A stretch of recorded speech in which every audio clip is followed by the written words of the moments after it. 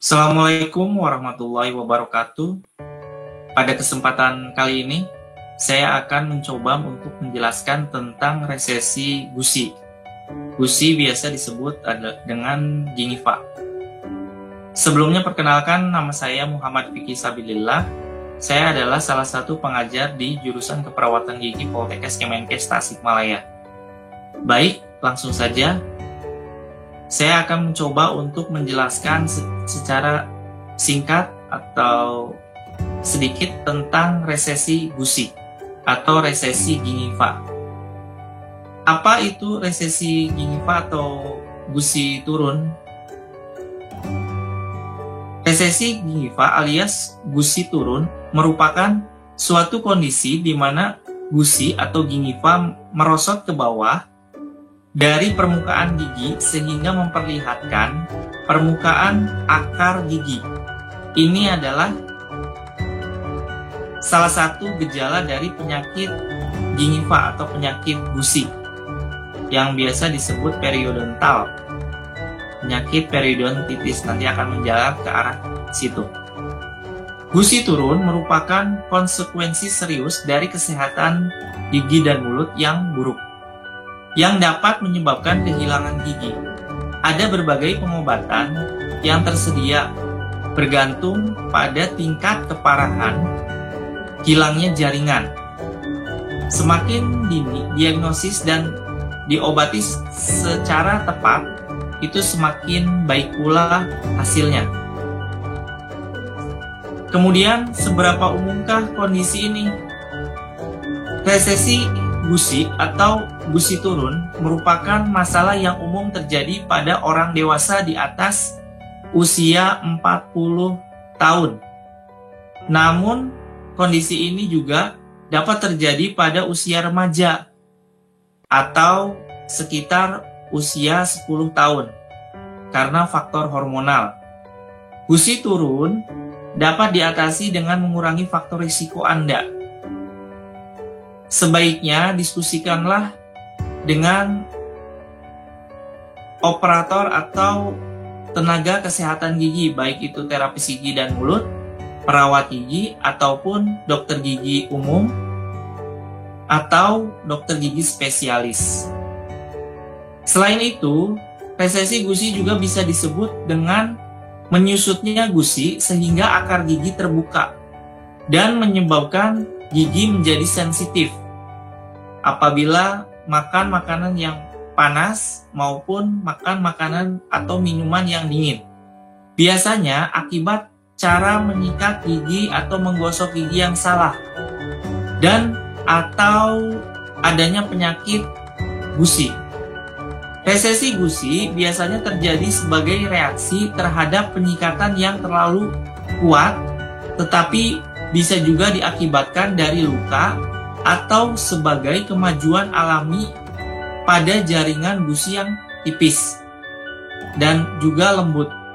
Kebanyakan orang mengalami resesi ringan dan tidak disadari, diabaikan, kemudian menjalar ke bawah sehingga menjadi resesi sedang dan berat. Jadi nanti ada pengukurannya. Itu ada kriterianya juga, biasanya menggunakan alat ukur CPITN. Gejalanya apa saja? Atau tanda-tanda dan gejala resesi gusi atau gusi turun itu apa aja sih? Ya, baik, tanda-tanda dan gejala umum dari gusi turun meliputi berdarah setelah menyikat gigi, atau biasanya flossing dengan bantuan dental floss itu mengalami pendarahan, mengeluarkan darah. Kemudian gusi merah dan bengkak, bau mulut tidak sedap, nyeri pada garis gusi, gusi yang tampak turun atau menyusut ketika dilihat, akar gigi yang terlihat, gigi juga goyang atau grade. Pada saat kita mengalami resesi gusi, apa yang sebaiknya kita lakukan? Apakah kita ke tempat pelayanan kesehatan gigi, atau ke klinik gigi, atau rumah sakit, atau puskesmas. Ya, sebaiknya diagnosis dan pengobatan dini dapat mencegah memburuknya resesi gingiva dan mencegah kondisi buruk. Sebaiknya konsultasikan dengan tenaga kesehatan gigi, baik itu dokter gigi, terapis gigi dan mulut, maupun dokter gigi spesialis sesegera mungkin untuk mencegah kondisi lebih parah lagi. Jika Anda mengalami tanda atau gejala resesi gusi atau gingiva yang disebutkan di atas tadi, atau memiliki pertanyaan apapun, sebaiknya dikonsultasikan sehingga dapat ditangani secara tepat dan akurat. Tubuh setiap orang bereaksi dengan cara yang berbeda, jadi bisa saja gejala yang Anda alami akan berbeda pula dengan individu yang dialami. Selalu lebih baik untuk diskusikan apa yang sedang terjadi apabila gusi yang Anda miliki mempunyai keluhan. Penyebabnya apa? Penyebabnya yaitu diantaranya biasanya, yaitu yang pertama adalah penyakit periodontal. Ini adalah infeksi bakteri gusi yang menghancurkan jaringan gusi dan tulang penyokong yang menahan gigi untuk tetap pada tempatnya. Penyakit gusi merupakan penyebab utama dari resesi gusi. Kemudian yang kedua adalah gen. Sebagian orang bisa jadi lebih rentan terhadap penyakit gusi. Bahkan, studi menunjukkan bahwa 30% populasi dapat dengan mudah terkena penyakit gusi, terlepas dari seberapa baik mereka merawat giginya. Dengan konsumsi makanan yang baik atau berserat, buah dan sayur, kemudian sering memeriksakan ke dokter gigi atau klinik gigi atau perawat gigi atau terapis gigi dan mulut minimal 3-6 bulan. Kemudian menyikat gigi terlalu keras. Menyikat gigi yang terlalu keras atau dengan cara yang salah dapat menyebabkan enamel pada gigi tipis. Ya, jadi menipis dan akhirnya menyebabkan gusi turun. Kemudian kurang merawat gigi, menyikat gigi yang secara tidak tepat, jarang flossing, dan tidak berkumur dengan obat kumur antibakteri, itu juga akan mempermudah plak untuk berubah menjadi kalkulus alias karang gigi. Ketika banyak karang gigi, maka hal tersebut akan membuat berpotensi untuk terjadinya resesi gusi. Karang gigi hanya dapat dibersihkan oleh terapis gigi dan mulut dan dokter gigi. Membiarkannya terlalu lama bisa menyebabkan resesi gusi. Karena karang gigi ini tidak dapat dibersihkan secara manual oleh individu tersebut. Kemudian yang terakhir penyebabnya yaitu perubahan hormon.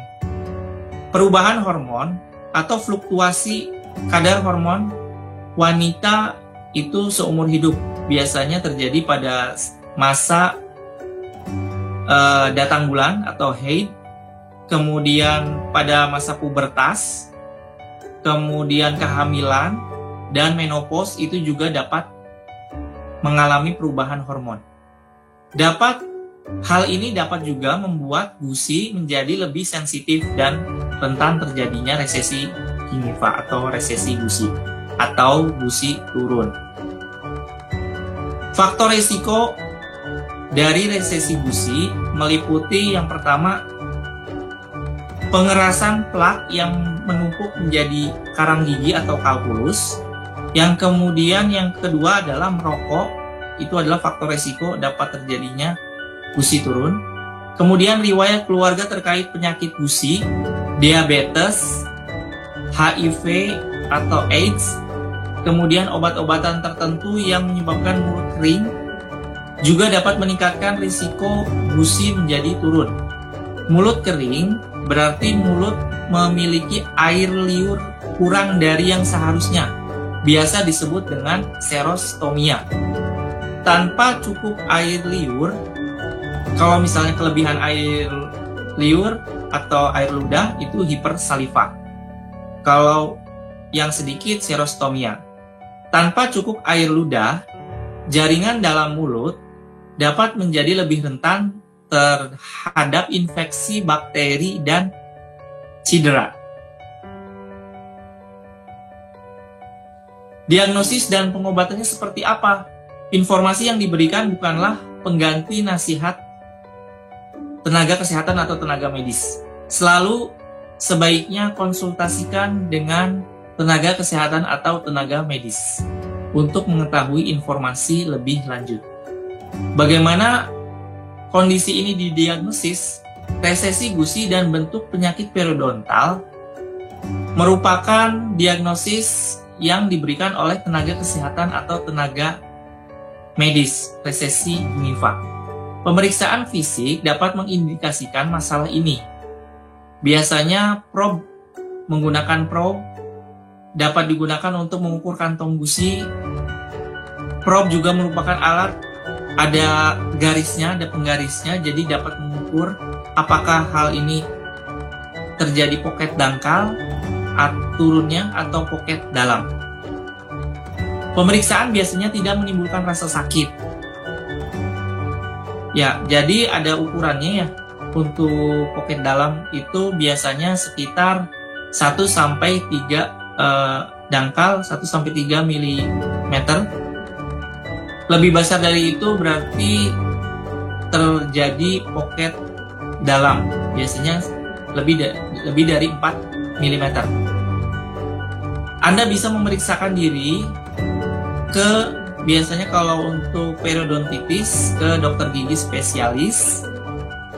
Jika mengalami masalah resesi gusi, biasanya periodontitis akan menentukan pengobatan terbaik untuk menyelamatkan jaringan gusi dan gigi Anda. Jika ditemukan adanya infeksi, Anda mungkin akan diresepkan antibiotik. Resesi gusi yang ringan mungkin dapat ditangani oleh dokter umum biasa dengan membersihkan secara mendalam agar area yang terdapat karang gigi. Pembersihan mendalam disebut juga dengan scaling atau root planing. Dengan scaling, Anda akan dibersihkan plak dan kalkulusnya yang menumpuk pada gigi dan permukaan akar di bawah garis gusi sehingga dapat mengurangi penekanan pada gusi Anda. Hal tersebut harus dilakukan dan dihilangkan secara berhati-hati karena akan terasa linu. Area akar yang terlihat kemudian akan diperhalus untuk membuat bakteri lebih sulit untuk menempel. Jika tidak dapat ditangani dengan pembersihan mendalam dengan menggunakan scaling atau root planing, karena tulang hilang akan terlalu banyak dan kantong yang terlalu dalam, Anda mungkin membutuhkan operasi gusi. Jadi akan untuk mengatasi resesi gingiva tersebut. Ini merupakan bedah minor. Prosedur bedah digunakan untuk mengobati resesi gusi atau resesi gingiva, yaitu nanti pengurangan kedalaman kantong. Dengan prosedur ini, biasanya tenaga medis atau spesialis periodontitis atau spesialis melipat ke belakang jaringan gusi yang terkena, menghilangkan bakteri sehingga kantong gusi dan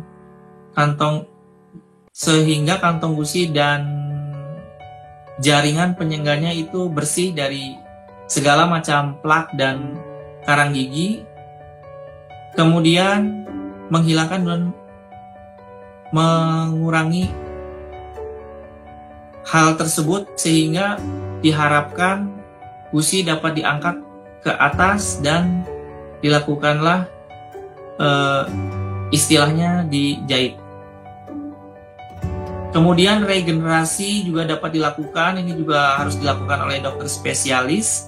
Jika tulang yang menyokong gigi telah hancur akibat resesi gingiva atau gusi, prosedur untuk menumbuhkan kembali tulang dan jaringan yang hilang mungkin akan dilakukan, seperti dalam pengukuran kedalaman kantong oleh tenaga medis. Dalam hal ini, dokter spesialis akan melipat ke belakang jaringan gingiva atau gusi dan menghilangkan bakterinya, jadi harus disterilkan dulu.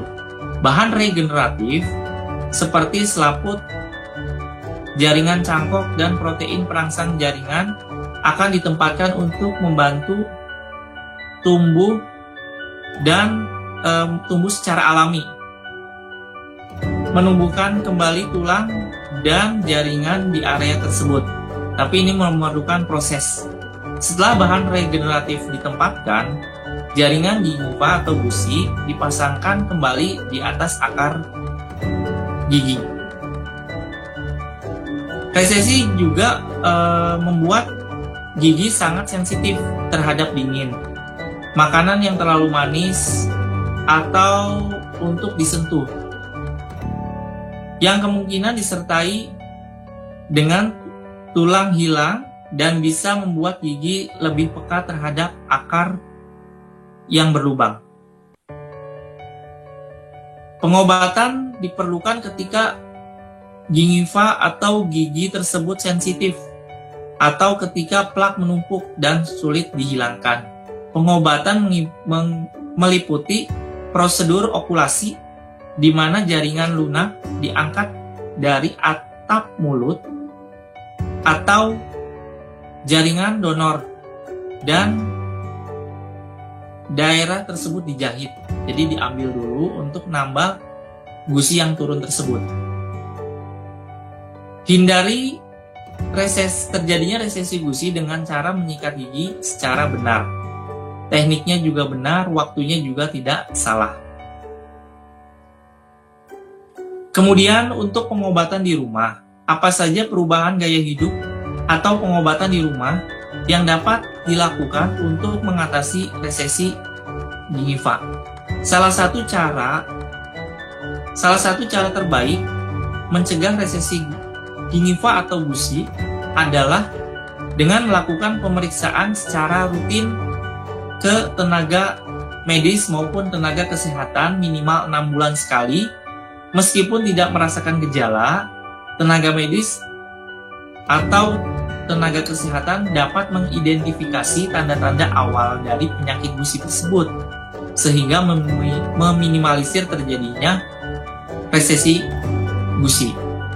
Anda juga dapat mencegah masalah gusi dengan menjalankan kebiasaan baik untuk mencegah kebersihan gigi, untuk menjaga kebersihan gigi dan mulut, dan tetap mengontrol plak yang ada di dalam mulut dengan misalnya berkumur setelah makan, sehingga akumulasi sisa makanan tidak terlalu banyak pada saat Anda akan menyikat gigi. Meskipun menyikat gigi dan flossing rutin untuk menghilangkan bakteri, partikel makanan, dan plak, kalkulus hanya dapat dihilangkan dengan pembersihan karang gigi kalau misalnya ada kalkulus. Karang gigi menjadi salah satu hal yang bisa menyebabkan gusi turun atau resesi gusi atau resesi gingiva. Pastikan Anda rutin kontrol ke tenaga kesehatan maupun tenaga medis, dalam hal ini dokter gigi dan terapis gigi dan mulut, untuk mencegah masalah resesi gusi. Jika Anda memiliki pertanyaan, silahkan datanglah ke klinik gigi, rumah sakit, atau puskesmas, atau apapun,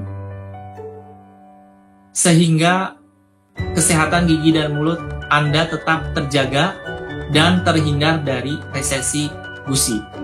Mungkin itu saja yang dapat saya sampaikan.